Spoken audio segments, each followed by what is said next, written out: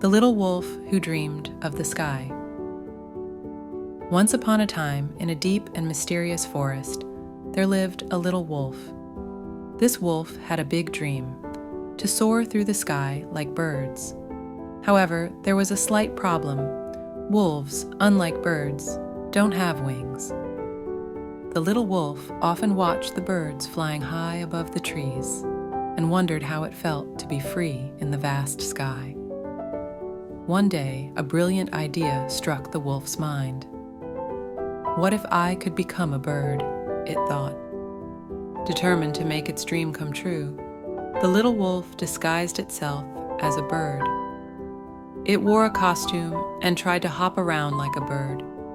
But the other animals in the forest couldn't help but laugh at its awkward attempts. Undeterred by the laughter, the little wolf continued its act. It chewed on grass, lowered its head, and acted like a bird. The forest animals watched, half believing and half skeptical. To the wolf's surprise, its bird costume fooled a real eagle that swooped down and grabbed it. Suddenly, the little wolf found itself soaring high above the forest. The sensation was incredible, and for the first time, it saw the beauty of the fields, mountains, lakes, and rivers from high in the sky. However, the eagle had other plans. It dropped the little wolf on top of a remote mountain. Alone and surrounded by silence, the little wolf felt fear like never before. It shivered as it saw scattered bones around and realized the eagle's true intention. Desperate to escape, the little wolf removed the bird costume, gathered its courage, and tried to find a way down the cliff.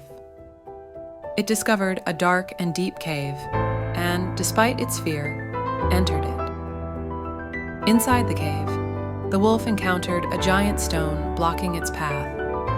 It pushed the stone away with all its might and miraculously found itself outside the cave. The wolf had escaped the mountain. As it dangled from a tree branch, it screamed for help. But no one was around to hear. Night fell, and as the birds' songs welcomed the morning sun, the little wolf's strength dwindled. With a final brave leap, it let go of the branch. The wolf fell from the sky, straight into a group of sheep grazing below.